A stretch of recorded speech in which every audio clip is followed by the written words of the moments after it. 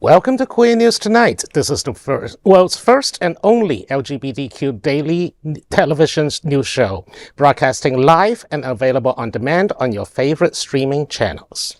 We are proud to announce that YouTube has recognized Queer News Tonight, certified by analytics company vidIQ, as the world's most popular LGBTQ streaming news show. Our queer news stories have reached over 10 million views. We are proud that Queer News Tonight has more YouTube subscribers than any other LGBTQ brand in Florida. We thank you for watching and supporting our voice in the LGBTQ community. There is no other news program in the LGBTQ world like Queer News Tonight. It is Thursday, May 1st. Happy May Day. We are live and literally out of the closet and into the headlines. So many of your important stories we're going to tell this evening on Queer News Tonight.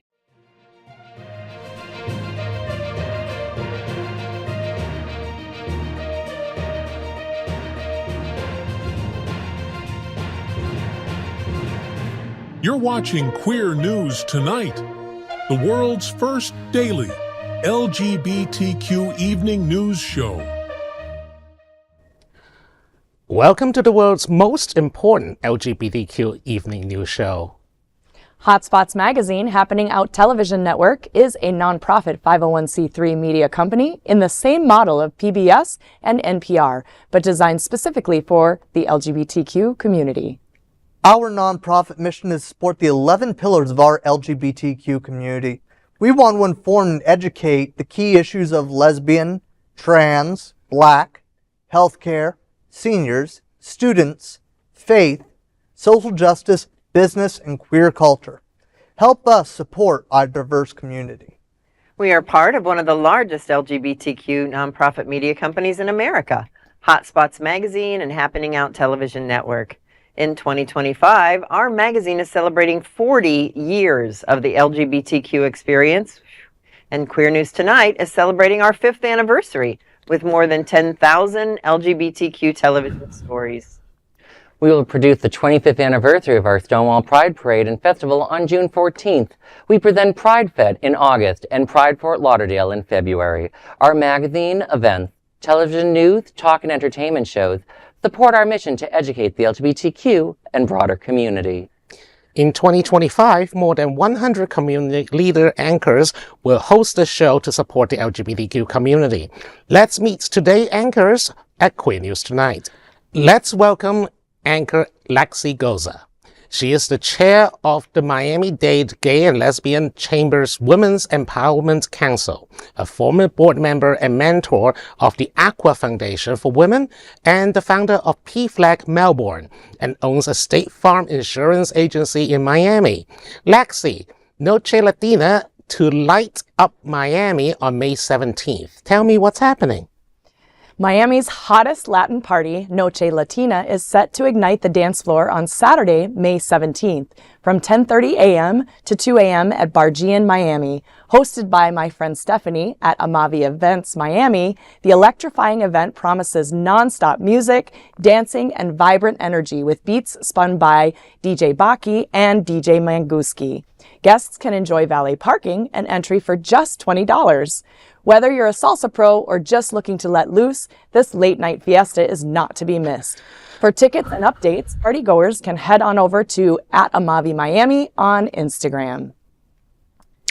So as I mentioned, Stephanie is the one who runs Amavi, and she's been doing events for many years here in South Florida, and she's phenomenal. And actually, DJ Baki is her wife. Oh, so it's that's nice. Yes, we love them. And they actually just participated with Wilton Women's Week for the boat party that we had for the opener. Yeah. So Stephanie and DJ Baki were there, and they were instrumental in making that event a success as well. So fantastic. Yeah. It sounds wonderful. If it was happened before my bedtime, I would probably a fun time. The Miami party scene is always some of the best in the country, and it sounds like another great time. That event is always fire. Yes.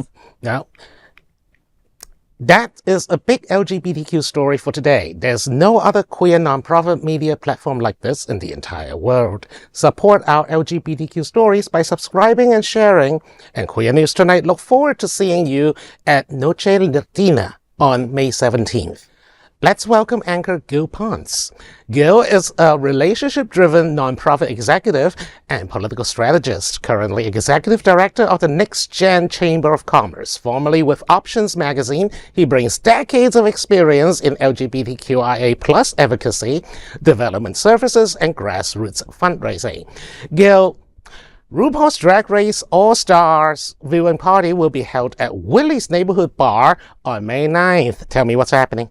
On Friday, May 9th, from 8 to 10 p.m., Willie's Neighborhood Bar will host a RuPaul's Drag Race All-Stars viewing party, celebrating the debut of the franchise's first ever Tournament of All-Stars.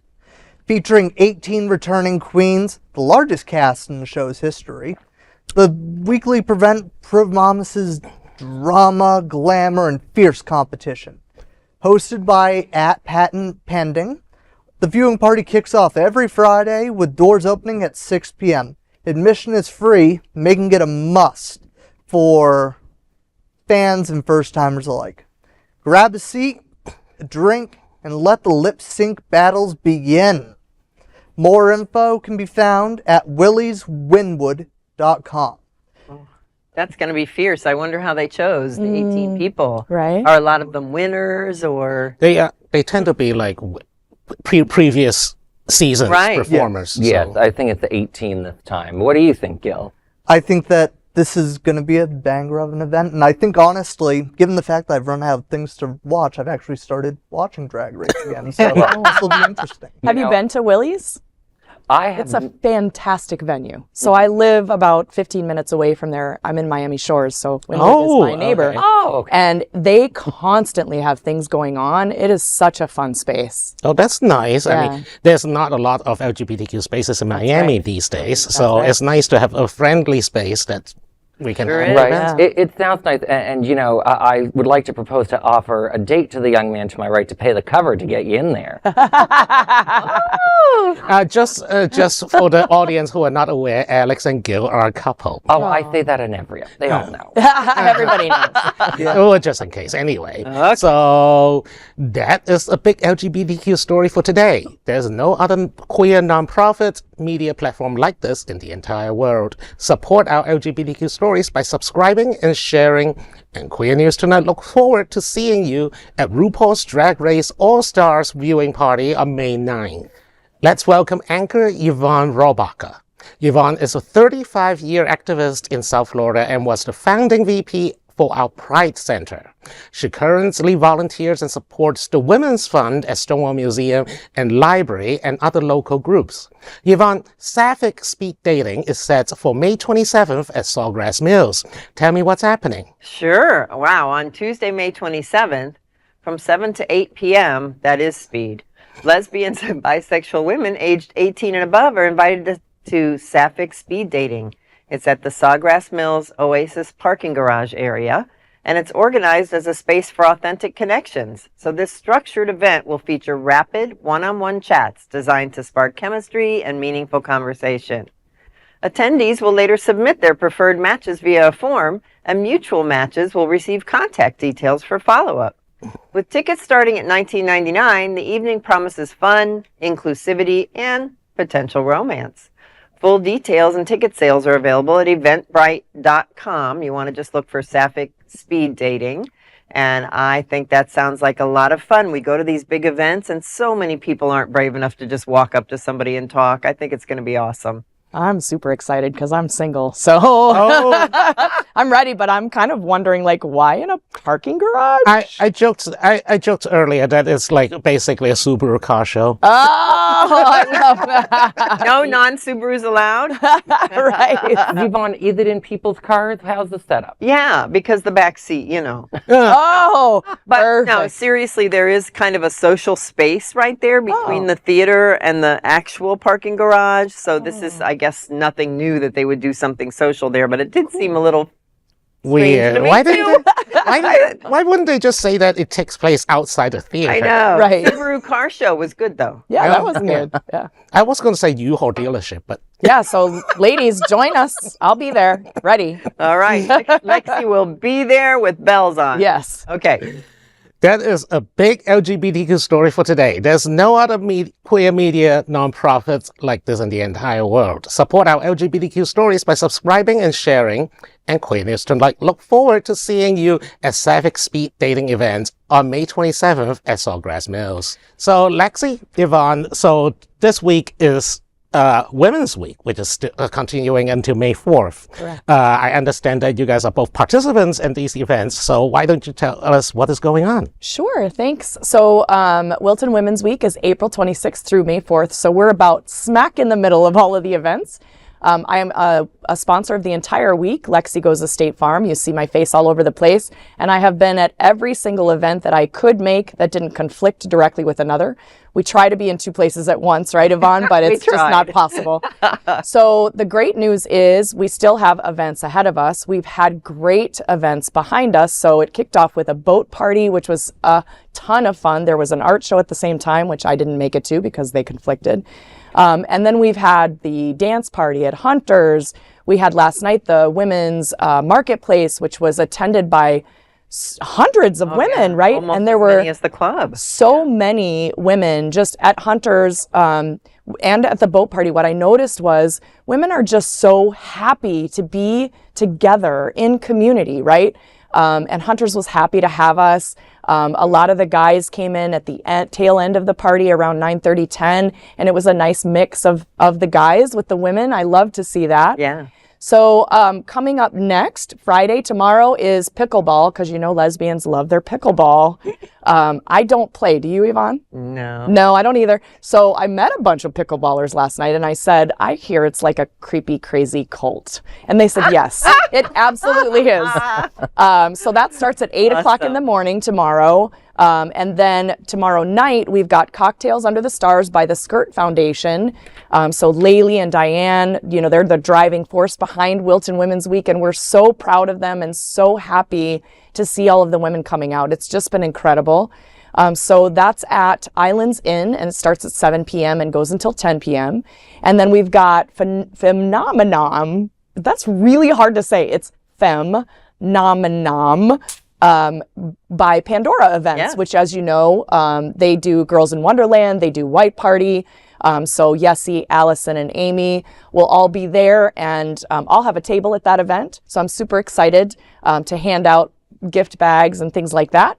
And that one starts at 10, so right after Cocktails Under the Stars, and goes until 2 a.m. at the Manor. Awesome. But I hope you're not going to be too tired after all of that, because on Saturday, we still have at 6 o'clock, the awesome Liquor and Laughs comedy show at the Sunshine Cathedral. Yes. And that's several really well-known, at least here in Florida, female comedians. And then you go right from that when it ends at 9, and you head over to Stash in downtown Fort Lauderdale for Bringing Down the House, which is the closing dance party. Right. Now, if you make it through all that, may the 4th be with you. Right. And also with you. There will be, I don't know if they'll be dressed up for Star Wars, but there will be a Sunday afternoon bowling party to really close out the week. Yeah. And yes, I'm making it to as many as I can. I'm surprised I still have a voice. I know. It's so fun, isn't it? We both sound like 97-year-old women who've smoked 2 packs of cigarettes a day for their entire life. I have to say, yes, Pamela and Diane and Laylee came into town a couple of years ago and just started making things happen. We love them. We're so proud of them. This is the first of many, many Wilton Women's Week, and it's only going to get bigger.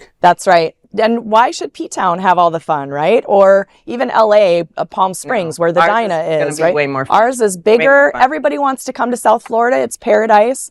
So the events on that are closing, the dance party on Saturday night is hosted by Les Chic. So Ray Janae is the one who's hosting that. And I hear, and I've seen pictures, the venue is absolutely stunning. Yeah. 2 floors. It's going to be phenomenal. So super exciting. Awesome. Thanks. See you there. Yes. Let's welcome anchor Alex Morash. Alex has served as editor-in-chief of Options magazine, media director of the National LGBTQ Task Force, and press secretary for the Florida Democratic Party. Alex, Flockfest Events is hosting their Splash Pool Party on May 25th. Tell us about it. Sure thing, Bobby. Flockfest Events will host its sizzling splash pool party and tea dance on Sunday, May 25th. and from 12 to 5 p.m. at the Easton Rooftop Pool on the 9th floor of the Courtyard downtown in Fort Lauderdale. This 21-plus Memorial Weekend celebration promises music by DJ Seth Breezy. The event is powered by Eagle Wilton Manors. Guests can dive into summer vibes with an early bird general admission price at just $15. The event combines community, music, and rooftop fun in classic Flockfest style. Tickets and more details are available at flockfestevent.org. And I just want to say, every time I've been to a Flockfest event, it has always been a fun time. I don't always understand what's going on half the time, but it's always a good time. So, I mean, generally, all parties are like that. You just walk in, has a good time, and generally don't ignore what's you don't understand. Yeah, I think that's a good plan. I've never actually been to a Flockfest event. So maybe I'll make it to this one. It sounds like a really good time. Yeah. Well, Flockfest, the Flockfest is basically a beach thing. Right. But over the months, they have pool parties and events to raise funds for various charities. So I think it's pretty cool. Nice. That is a big LGBTQ story for today. There is no other queer nonprofit media platforms like this in the entire world. Support our LGBTQ stories by subscribing and sharing. And Queer News Tonight look forward to seeing you at Flockfest events Splash Pool Party on May 25th from noon to 5 p.m. And of course, let's welcome tonight's lead anchor, Dr. Bobby Huen. A world traveler and well-versed in global affairs, Bobby provides an international perspective on current events. A PhD in conflict resolution, Bobby is a certified civil and family mediator and the founder of BH Conflict Resolution Services. Bobby, Magic City's Whiteout Party is set to light up Wynwood on May 17th. Tell us what's happening. Sure, on Saturday, May 17th, Magic City, Miami brings the heat with its iconic Whiteout Party at our house Wynwood from 10:30 p.m. to 3 a.m. The event is part of the What a Time to Be Alive 2025 collection. Guests are invited to dress in their best all-white looks for a night of non-stop music, flowing drinks, and high-energy vibes. The venue promises a vibrant atmosphere with DJ sets, dancing, and unforgettable moments. Early bird tickets starts at $30. For more info and tickets, visit magiccitymiami.net. Now, I don't know much about this event, but I know a lot about the venue. Our house is one of the venues that was persecuted by Ron DeSantis for having drag shows. So no matter what, I think we should support the venue at the venue. Our house Absolutely. is wonderful. We people, love our house. Good people there. Yes. Yes, absolutely. It's a beautiful venue. There's inside, there's outside. I've been there before. Yeah. The food is not bad either. Right? It's Yeah. really good. I love their waffles. Chicken and Sounds like waffles. it'll be a good time. It'll be a little bit past our bedtime, but I'm going to make you guys take afternoon naps sometime, Yeah. so that you can actually gotta do behave a like disco normal. nap. I might So- have to go back to that. Right? So you Yeah. can go back and behave like actual gay men and stay past midnight. Okay? Well, I won't do everything like a gay man, but I get it. No, I wasn't into it about you. People have called me a gay mean- man, but, you know, I'll definitely be there. I think it's going to be a great time. That is a big LGBTQ story for today. There is no other queer nonprofit media platform like this in the entire world. Support our LGBTQ stories by subscribing and sharing, and Queer News Tonight looks forward to seeing you at Magic City's Whiteout Party on May 17th. Now let's dive deep into this big LGBTQ story for today. I'm Bobby Huen, and let's queer up the USA view. New survey shows safest LGBTQ cities in America. No Florida city makes even the top 15. As LGBTQ travelers begin planning spring and summer getaways, a new resource is helping them choose destinations that are not just fun, but safe. Travel platform Mr. B&B has just released its Queer Safety Index, a data-driven ranking of the safest city in America for queer travelers. And notably, no city in Florida makes the top 15. The company shared in a recent blog post, quote, The LGBTQ plus safety index is an ordered ranking based on a weighted scoring model incorporating multiple data sources, starting with Mr. B&B most booked destinations, end quote. Mr. B&B created the index by blending travel trend data with findings from several national organizations. These included the Movement Advancement Project for state-level policies, the Human Rights Campaign's Municipal Equality Index, the ACLU for Legislative Risk, PFLAG for Community Support, and FBI statistics on safety and hate crimes. So, where is it safe to go? According to the index, the top 5 safest U.S. cities for queer travel are San Diego, Portland, San Francisco, Seattle, and Chicago, which earned the #1 spot. Other cities on the list include Honolulu, Las Vegas, Albuquerque, Providence, Philadelphia, Palm Springs, Cathedral City, New York City, and Washington. Meanwhile, popular LGBTQ vacation spots like Miami and Fort Lauderdale, Florida, did not make the cut, reflecting growing concerns about state policies and safety. Well, I mean, I am not surprised by the fact that Miami and Fort Lauderdale did not make the cut. However, my home city, the city of Wilton Manors, which is the gayest city on the planet, also did not make the cuts out of the top 15. And more important, and also, where are some of the biggest queer-centric cities on this list? Where's Provincetown did not even make the list, which is surprising. Yeah.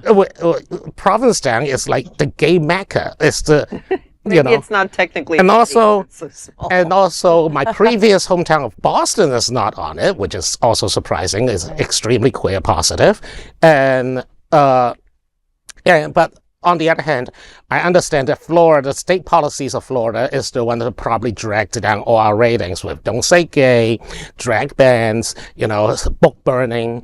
Right. It's not exactly some of the areas outside of immediate Fort Lauderdale and downtown Miami is not necessarily what I would call the most progressive areas. Well, that's one way to look at it, because, they only listed 30 cities, and the fact is that Boston did not get mentioned, but many Florida cities actually did. Yes. Which I think is positive. As the former editor-in-chief of a Providence, Rhode Island LGBTQ magazine, I want to say congratulations to Providence for being in the top 10. I think that's a very fair and accurate assessment, and I completely understand why Boston's not in it as a Providence-Boston rivalry. I would say the ACLU, well, obviously there were lots of organizations that were in on it, if you will, in terms of choosing the safest cities. But let's not forget, we didn't make the top 15, but at 18 was Tampa, 19 Wilton Manors, and then we still had Fort Lauderdale, Miami. I mean, they were still on the list, guys. In the 20s. But they were in the top, like 18 through 23, I think, were all Florida cities. So would we hope that it would have been much better than that? And would it probably have been better than that 8 or 10 years ago? Heck yeah. But at least we're on there. And it was surprising to me to see Tampa rank above Wilton Manor. I know. Like, I can't Safety. understand why. Shocking. That But is shocking. Crime statistics, I think. Yeah, and Overall. also, on the other hand, I understand why state policies have impacted our ranking, but right now with Canadians fleeing South Florida because of administration policies and the general downturn of the economy thanks to the tariffs, we desperately need Americans to travel to South Florida, queer Americans to travel to South Florida for vacation and visit us and support our local queer-driven economy, especially in Wilton Manors. Well, we helped you out with women. We did. Wilton Yes, sure did. Thank you. You're welcome. Thank you. But also, point, Yvonne. I have one thing. Cathedral City is basically like a subset of like Los Angeles metropolitan area. Which to Palm Springs, isn't Cathedral No. City is right next and Palm to Springs Palm is on the Springs. list also. Yeah, which is weird. Like, why not LA? But whatever. Yeah. All right. And not St. Pete, but Tampa. Yeah, St. Pete is Because the neighborhood is in St. Pete, I right? love St. Pete. I went there once with my husband. It's actually really cute, quaint. It is. That is a big LGBTQ story for today. There's no other queer nonprofit media platform like this in the entire world. Support our LGBTQ stories by subscribing and sharing Queer News Tonight. Now let's dive deep into this big LGBTQ story for today. I'm Gil Ponte, and let's queer up entertainment. Terrence Howard sparks backlash over gay kiss comments. Terrence Howard is under fire this week after making controversial comments about turning down a role in a Marvin Gaye biopic due to a same-sex kiss. Speaking on Bill Maher's Club Random podcast on April 27th, Howard told listeners, "The biggest mistake I made in my career was rejecting an offer to play Smokey Robinson in a different movie." But he also revealed that he passed on playing Marvin Gaye because of the late singer's rumored sexuality. The Empire actor recalled being at Quincy Jones' house when he was asked about the rumors. Howard said, "I'm asking Quincy. I'm hearing rumors that Marvin was gay." And Quincy's like, "Yes." Howard explained that after learning this, he refused to take the role, adding, They would have wanted to do that, and I wouldn't have been able to do that because I don't fake it." The 55-year-old actor went on even further, saying, "If I kissed some man, I would cut my lips off." Despite the graphic remark, Howard insisted, "It does not make me homophobic not to want to kiss a man." Howard's comments have reignited debate within the LGBTQ community about homophobia in Hollywood and how much has or hasn't changed. Well, we all know Terrence Howard has his own problematic history trying to become Ike Turner 2.0. But at the end of the day, these are just, it's backward. I mean, the statement is that, it's not... I can't act. Like, you're just basically telling me that you can't act. He said, "I don't fake it." Dude, that's all you do for a living. Like, that's your one job. Exactly what I was thinking. You have one job. Yeah. More importantly, like, according to the New York Times, there's he has been having problematic behavior since 2015. This is 10 years ago. How is he not canceled already? Like, everyone. I mean, as an actor, how many gay and lesbian actors have to play straight in order to get enough roles? Don't they have to kiss a girl? Do you guys cut your lips off? If So you have is to kiss he a girl? saying that every time that he's had a romance scene with a female that he was really attracted to them? And then that's super That's creepy. I'm sure somebody probably watched this that has kissed him on screen and thought,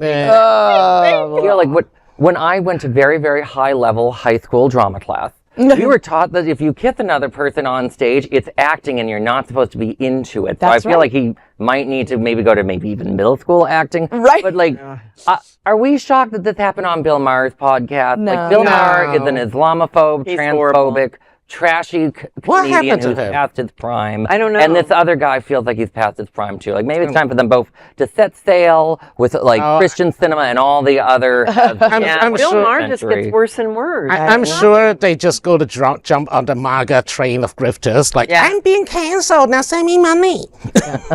Well, he obviously doesn't make good decisions. Like, how do you pass on being Quincy Jones and Marvin Gaye? Marvin Gaye. They're iconic. What an idiot. I mean, okay. All right. We are just going to continue to tell ourselves that Terrence Howard is an abusive asshole. Yes. That is a big LGBTQ story for today. There is no other queer nonprofit media platform like this in the entire world. Support our LGBTQ stories by subscribing and sharing Queer News Tonight. Now let's dive deep into this big LGBTQ story for today. I'm Lexi Goza, and let's queer up lesbians and queer women. Lesbian Congresswoman Angie Craig enters Senate race to fight for LGBTQ plus rights. U.S. Representative Angie Craig has officially launched her bid for the U.S. Senate, making national headlines and energizing LGBTQ voters across the country. Craig, the first out LGBTQ person elected to Congress from Minnesota, announced her candidacy Tuesday with a fiery campaign video released on President Trump's 100th day back in office. Craig says, quote, "There's chaos and corruption coming out of Washington, crashing down on all of us every day. And damn if we don't have a fight going on right now," end quote.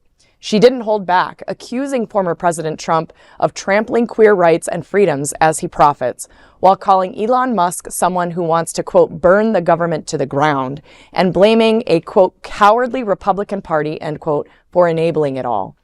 Craig's campaign quickly received a boost from Equality PAC, the national group focused on electing queer lawmakers. The Equality PAC endorsement states that, quote, Angie Craig is a proven fighter, and we are confident she will bring that same grit and a commitment to the U.S. Senate on behalf of all Minnesotans. The 53-year-old lesbian congresswoman flipped a competitive suburban rural district in 2018 and has won re-election in tough races since. While known as a centrist in the House, her Senate run signals a shift to a more progressive tone, though she remains a consistent voice for LGBTQ rights. Craig, who's raised 4 sons and 2 grandsons with her wife, Cheryl Green, told The Advocate last year, quote, we're no different from anyone else. I keep trying by example, end quote. If elected, Craig would make history as only the second out lesbian ever elected to the U.S. Senate. So I love that I got this story because I'm from Minnesota, and you only hear my accent when I say Minnesota. I wonder why you did such a good job on that. And I love seeing this. So I grew up there. I lived in the suburbs. It was very, very conservative. I didn't see lesbians until I was 26 years old. So I like to tell people that when I saw that, I was like, wait a minute, nobody told me that was an option. And then I very quickly came out of the closet after that. So I'm so happy to see that this is coming out of my home state. And I am so proud of Angie Craig for the work that she's done and will continue to do. Yes, I have one question, and this is pointed at Gil because he's a political junkie. Who was the first lesbian?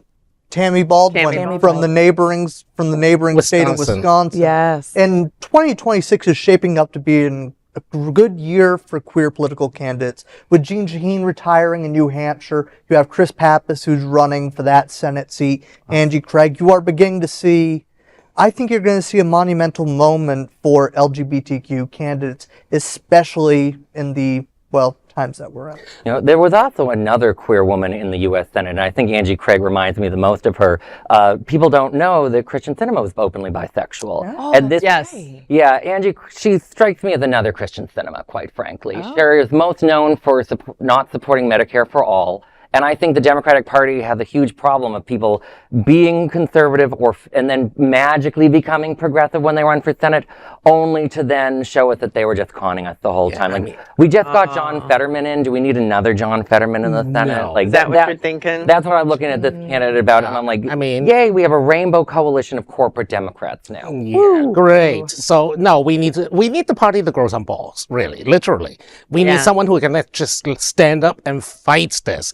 Not just, oh, please don't hurt me. No, that time has sailed. Please don't they're hurt me literally, is exactly what some of them seem to be saying. They are literally trying to dismantle the government right in front of our very own eyes. So, yeah, Yeah, people aren't willing to take risks. Okay, we won't go there.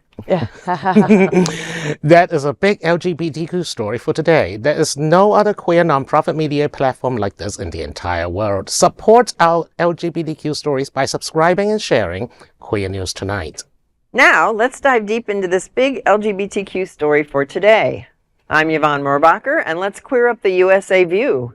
Vogue's Grande Dame Anna Wintour has a big set of balls to make the Met Gala 2025 a big F.U. to Trump.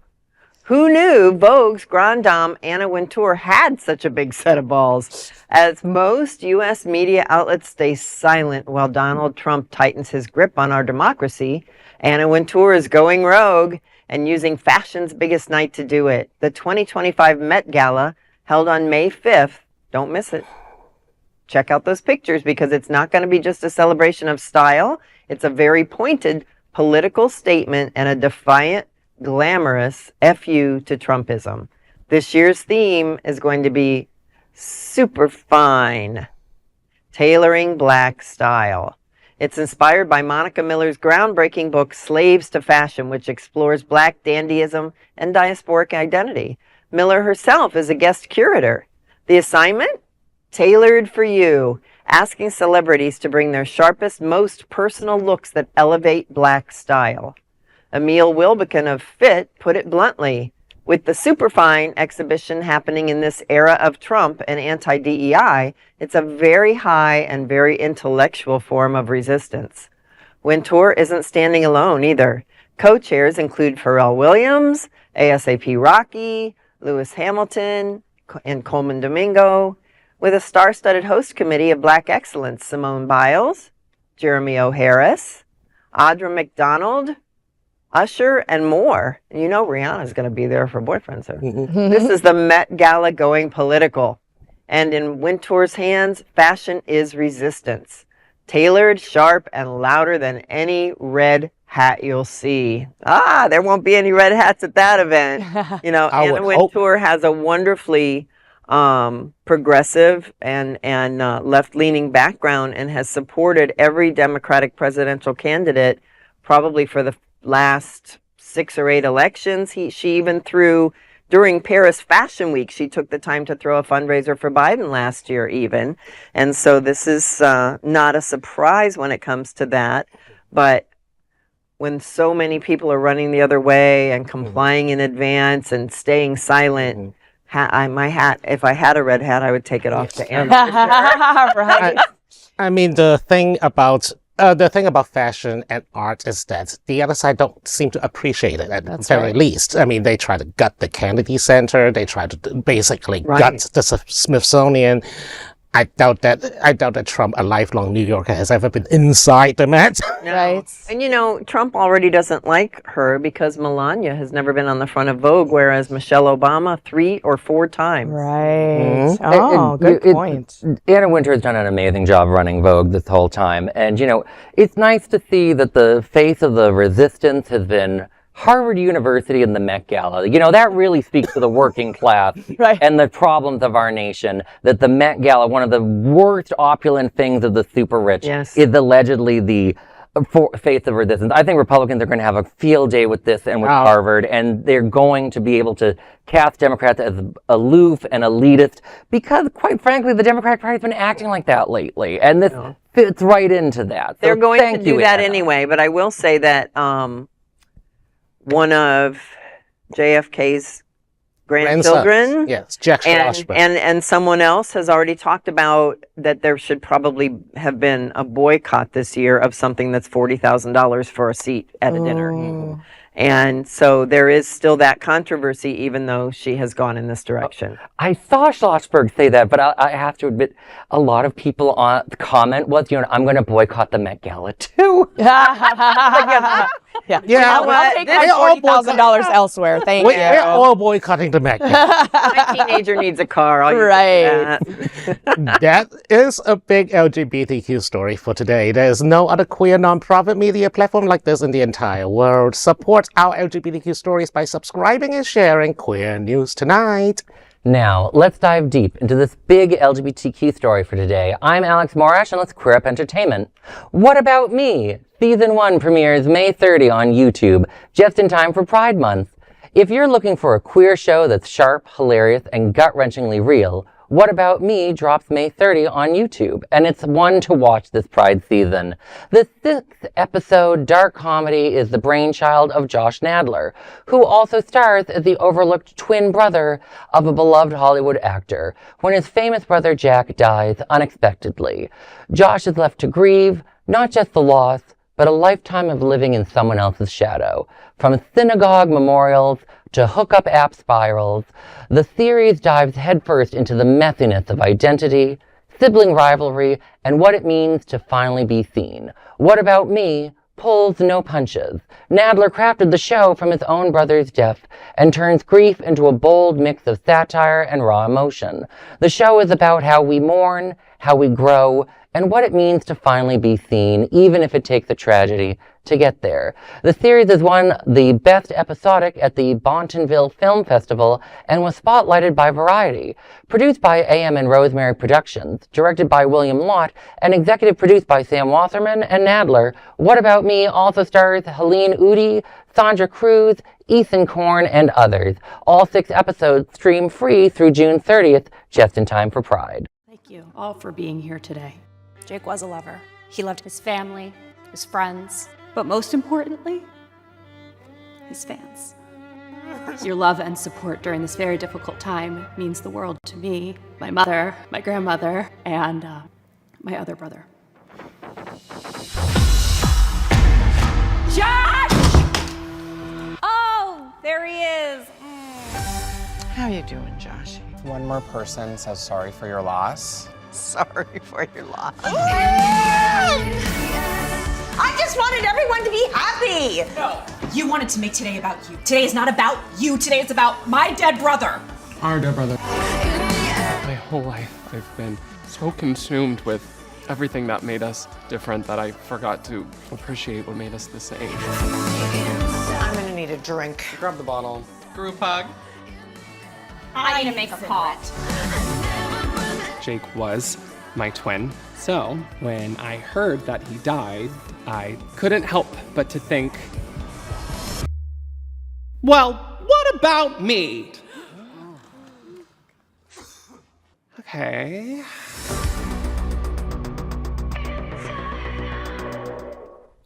No, this looks like a really fun show. I will have to say, my first feelings of this was, is this just another version of Die Mommy Die, which is a play and movie about twin sisters where one's really famous, the other doesn't get to fame. But it looks so different, and I just have to comment on one part of it that really actually spoke to me. I remember when my own mother died, and everyone for years, anytime I just in normal conversation, just trying to explain something about, oh, well, she's no longer with us, people apologize. They're always apologizing. I'm like, well, you didn't do it, did you? Please stop apologizing, please, for the love of God. So when I love that part in this film. My mother passed for now 20 plus years, and I still get that one. Yep, right? Grief is universal. Yeah. right? Mm-hmm. Yeah, it's been 8 years for me, and I think I hear the same thing. I think people have a really hard time with grief. So it's nice to see a show like this cover it in such a raw and realistic way, right? Not to mention the family strife they obviously had. Right, yeah. So, a little bit of and that's- dysfunction there. Yeah. People can often be at their worst in those situations. Oh, 100%. Not always, but most, I would say most people bring out their worst because of what they're going through. I love seeing the TV shows that are coming out with queer characters. I don't know if you guys are watching Mid-Century Modern. Oh yeah. my gosh. I'm like, this is like Golden Girls, but with Nathan Lane. Yeah. What? I mean, They also had to deal Very with grief in campy, that but- show. Yes, Because one of the I actresses love died. it. Oh, yeah. So, Yeah. I mean, grief is one of those things that ties everyone together, no matter the sexuality, That's right. So Yeah. that's, I'm going to be interested in watching it. I haven't watched it yet, so let's see how it goes. Now, that is a big LGBTQ story for today. There is no other queer nonprofit media platform like this in the entire world. Support our LGBTQ stories by subscribing and sharing Queer News Tonight. Those are today's headlines from Queer News Tonight. These anchors represent the best of our LGBTQ and ally community. If our community is important to you, share this news with your friends and family. Join the conversation on your favorite streaming platform. Queer News Tonight is the only live LGBTQ digital television show in the world that is out of the closet and into the headlines. So, of course, we need your support. If our community is to grow and then thrive, we must tell our stories and bring them to the attention of the broader world. this is the only place in the world that tells these LGBTQ stories in motion and sound. That is the passion of Hotspots Magazine, Happening Out Television Network, and Queer News Tonight. I'm your anchor, Bobby Huen, and on behalf of these LGBTQ reporters, the anchors of Queer News Tonight, including Lexi Goza, Gil Ponte, Yvonne Rohrbacher, and Alex Morash. We'll see you daily at 8 p.m. To our LGBTQ world, we hope you will join us by embracing love, generosity, bravery, be transformative, and queer. Good night. Good night.